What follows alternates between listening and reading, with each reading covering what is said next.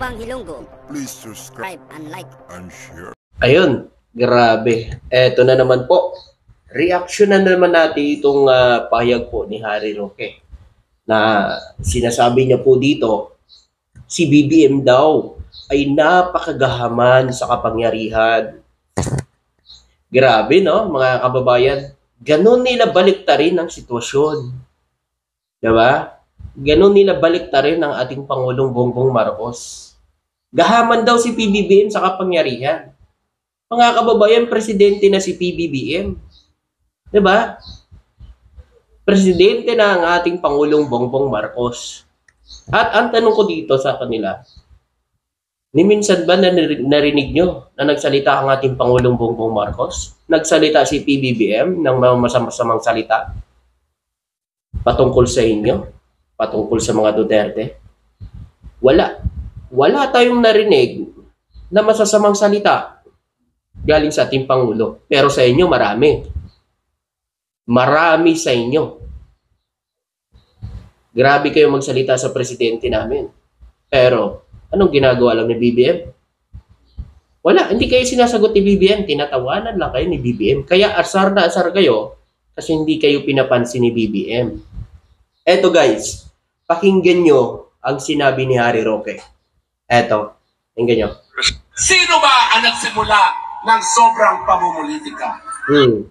Sino daw ang nagsimula ng sobrang pamumulitika? Mga kababayan, ha? Yan ang sabi ni Harry Roque. Sino ba? Sino ba ang unang nagrally diyan sa Liwasang Bonifacio para pag-resignin si PBBM? Sino ba ang nagsabing may bangag tayong presidente? Sino ba ang naglabas ng mga peaking video? Di ba kayo? Di ba kayo? Oh. Di ba? Kayo ang namumulitika. Kayo ang naunang namumulitika sa ating Pangulong Bongbong Marcos dahil sa kagustuhan nyo na makabalik sa kapangyarihan. Alam naman natin si Harry Roque kaya ginagawa niya yan. Para ma-absuelto siya sa mga kaso niya. Bakit kung matapang ka at kung wala kang kasalanan, bakit nandyan ka sa ibang bansa? Nagtatago ka. Di ba dapat hinaharap mo? Kung wala kang kasalanan, pinapatunayan mo. Di ba? Dapat pinapatunayan mo sa sambayan ng Pilipino na hindi ka ganun. Na malinis ang pangalan mo, hangarin mo para sa sambayan ng Pilipino, di ba? O bakit nandyan ka ngayon? Ayaw mo umuwi. Ito, pakinggan pa natin sinasabi niya.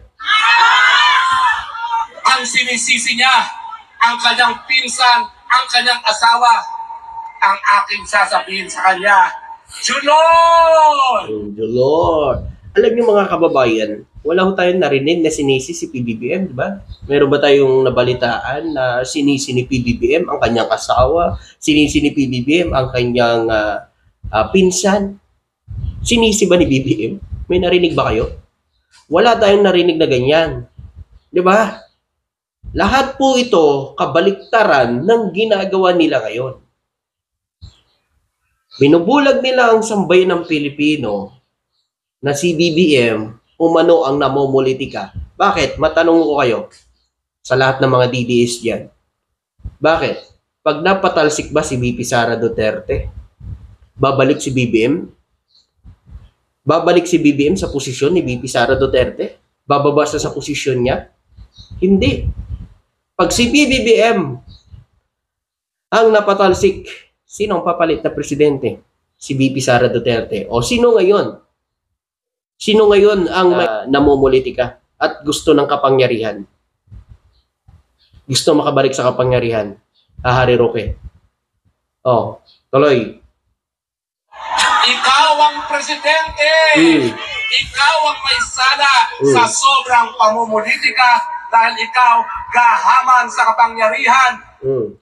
Si BBM pa ngayon ang gahaman sa kapangyarihan na wala tayong naririnig na mga masasamang salita sa mga kapwa niya politiko. Sila. Halos tuwing interview nila, mukhang bibig nila ang ating Pangulong Bongbong Marcos.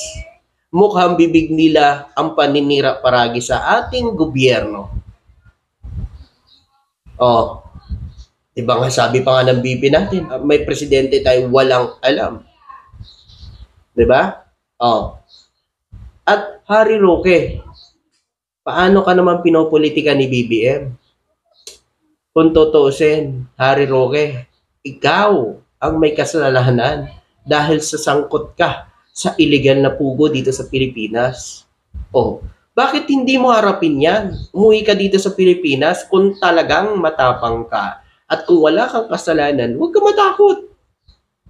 Patunayan mo sa sambayan ng Pilipino na wala kang kasalanan. Harry Roque. Oh, tuloy natin sinasabi niya. Walang katapusan ang iyong pagnanais na mangurakot at magpasasa sa pwesto.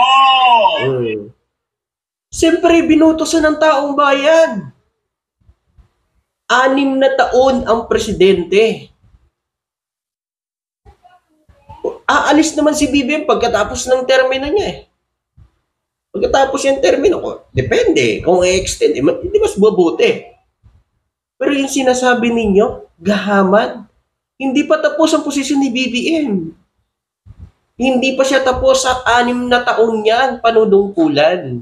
Ngayon yung sinasabi nyo na nangungurakot si BBM, bakit hanggang ngayon wala kayong matibay na ebidensya na pinapile nyo sa korte para sampahan si BBM ng kaso? O, si BP Sara Duterte merong kaso. Ang confidential fund niya. Iyan talaga ang totoo kasi may matibay na ebidensya. Pero kay BBM, ano ipapile nyo? Malinis ang paggamit ng confidential fund. Nasa tamang resibo. At makikita natin kung saan pinagdadala ng presidente ang kanyang confidential fund. Harry Roque, kabaliktaran ho ata yan Kapanahunan nyo po yung nangyayari. Huwag nyo po idamay sa panahon ngayon. Kaya ka nga tumakas dahil sa ginawa mong mali.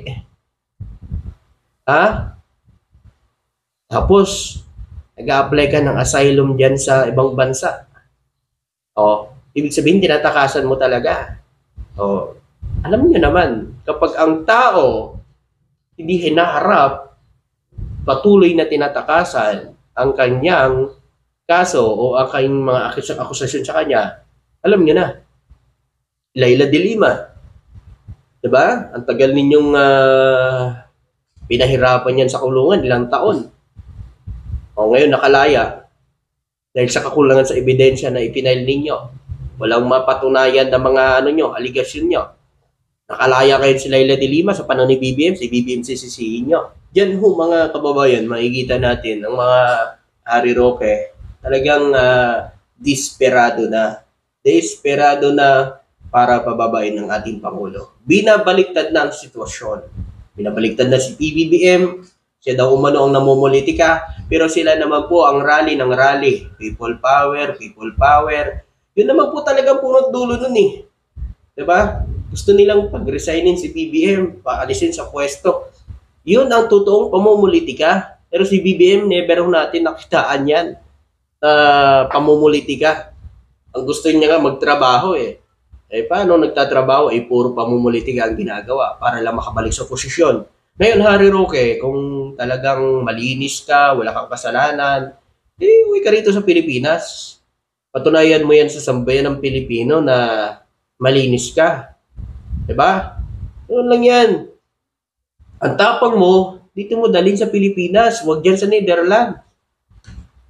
Alam naman natin lahat Kapag ka nakabalik sa kapangyarihan, itong Duterte, sino ho makikinabang?